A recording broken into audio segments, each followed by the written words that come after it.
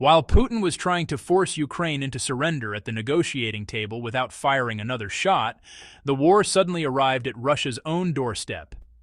Zelensky played his hand, and in a single moment, vast parts of Russia were thrown into chaos and turmoil. This was not a routine counterstrike. On the night of December 11th, Ukraine carried out one of the largest and most coordinated drone assaults in modern warfare, striking across northern Russia, including the capital, Moscow. Moscow's airports, far from symbols of luxury, turned into makeshift refugee camps. The footage tells the story clearly. Waiting areas were packed beyond capacity.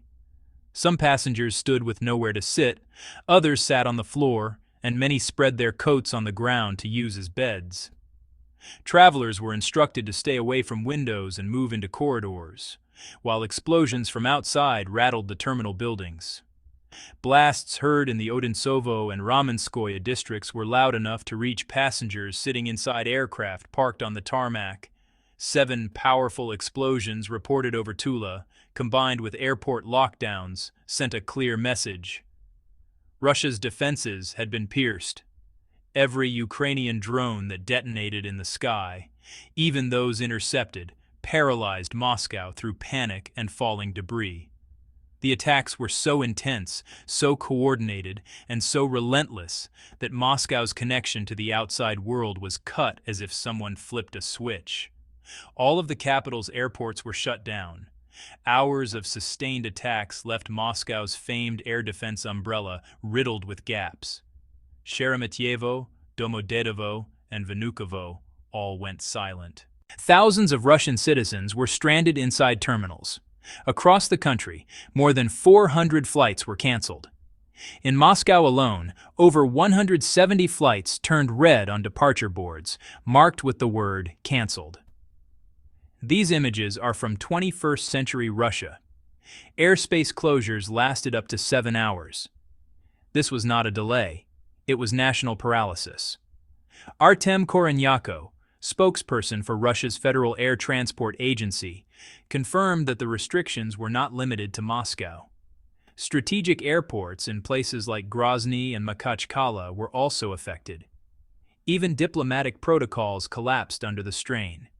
Armenian Prime Minister Nikol Pashinyan's plane reportedly circled above Moscow like a ghost, unable to find a safe runway to land. For the 20 million people sleeping in Moscow that night, one reality became unavoidable. The war was no longer something watched on television. It was the fireball visible from their bedroom windows. Chaos had reached Russia, and this time there was nowhere to escape.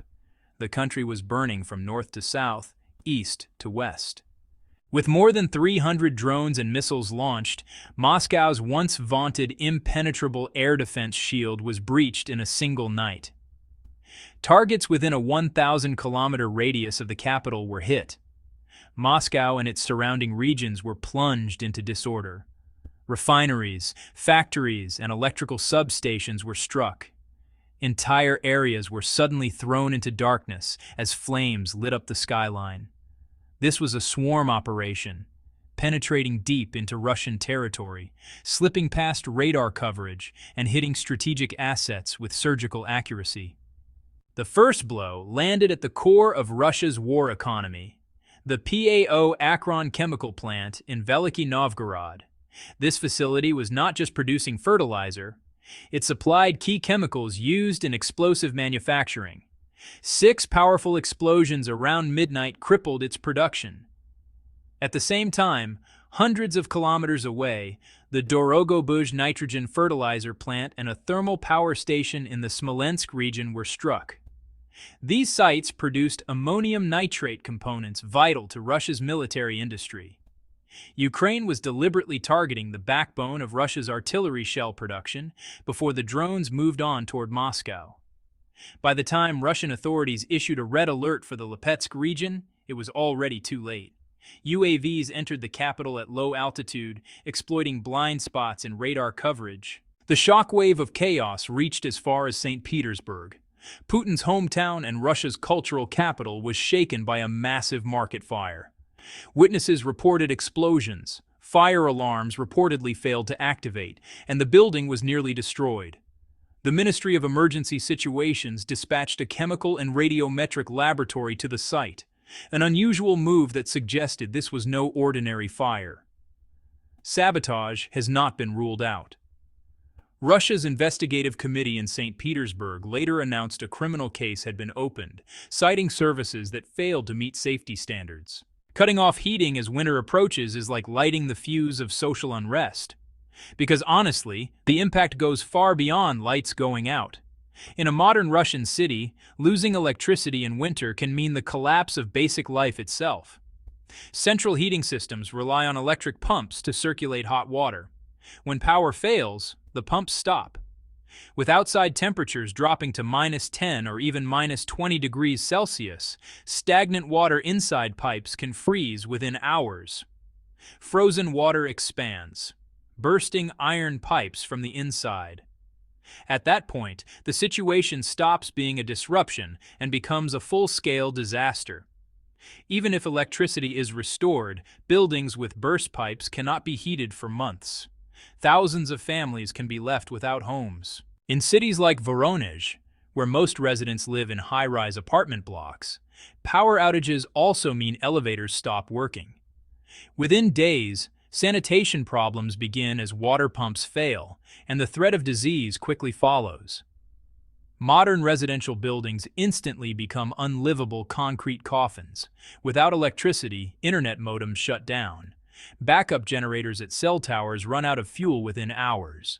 Once communication towers go silent, people lose access to news, banking systems freeze, and ATMs stop dispensing cash. Russia's so-called digital economy collapses overnight, reduced to cash shortages and fear-driven rumors spreading by word of mouth. And when state propaganda channels go dark, the Kremlin's grip over public perception is plunged into darkness as well. Power plant shutdowns threaten life support systems, intensive care units, and dialysis machines in hospitals. Even when generators activate, their fuel supply is limited. This cascading failure planted a dangerous question in the minds of ordinary Russians. If the Kremlin, despite spending billions on defense, was forced to shut Moscow's airports for 7 hours, then how safe is my home in Voronezh, Novgorod, or Tula? The Russian people answered that question themselves, through their phones. Amateur videos of explosions in Novgorod spread rapidly, showing the world that not only the air defense shield had cracked, but the illusion of total control over society had fractured as well. The timing of the attack was just as important as its scale. So where was Vladimir Putin while all of this unfolded? He was seated in his gilded chair, locked in meetings with generals inside the heavily protected Kremlin, isolated from the chaos outside.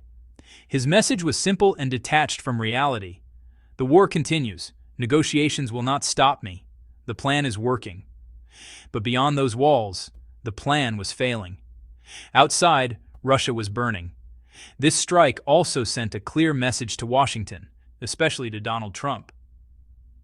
The period between November 30th and December 1st became a diplomatic turning point in the war. Zelensky had reached out to Trump's team after meetings in Florida, but Trump responded with pressure, deploying his familiar art of the deal. He publicly accused Zelensky of ignoring a United States peace proposal and slipped a toxic line into an interview. Russia has the upper hand.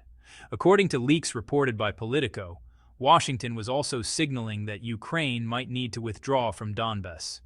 For Kyiv, this was an existential moment.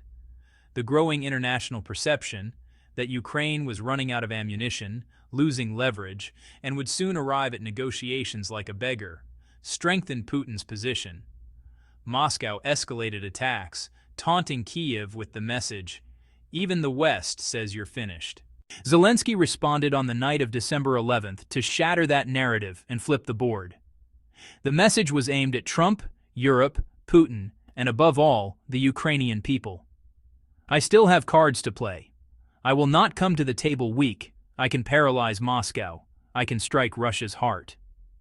This operation was the military arm of Zelensky's peace strategy. He was no longer just defending. He was drawing a blade deep into Russian territory, deploying long-range Neptune, Palyannitsia, and Sapsan missile systems. His challenge to Trump was unmistakable. You may push for peace, but you cannot force surrender, because I have the ability to hurt Russia. This strategic check, combined with the blind the bear approach, creates a lethal dilemma for the Kremlin. If Putin pulls air defense systems from the front to shield Moscow, his forces in Donbass and Crimea become vulnerable. If he keeps defenses at the front, Moscow, St. Petersburg, and critical energy infrastructure will continue to burn, accelerating the collapse of the home front. Ukraine also struck a massive tanker belonging to Putin's shadow fleet in the Black Sea, dealing a direct blow to Russia's oil revenues.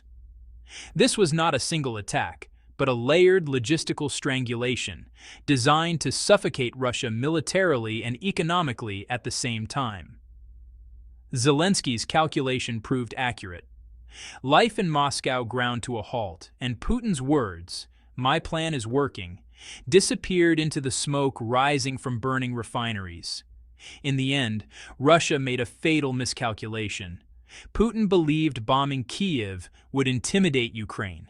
Instead, it brought the war to his own capital. What happened over Moscow that night was more than an airstrike. It marked the collapse of Vladimir Putin's 25-year social contract with the Russian people. That contract was simple: obey me politically and I will guarantee stability and security. But the passengers sleeping on airport floors in Moscow, the families freezing in Voronezh, and the workers watching factories explode in Novgorod now understand that deal has been shredded. Ukraine's response was immediate and unmistakable. Not only the 1,000-kilometer radius, but Russia's myth of invincibility itself became a target. The message was clear: nowhere is safe. Putin's war is no longer a distant front line on a map. It has arrived at home. And when the lights go out, the Kremlin's lies will no longer keep anyone warm. So, what do you think about this escalation? Share your thoughts in the comments. To stay updated on our latest videos, subscribe to the channel and turn on notifications. Thank you for watching.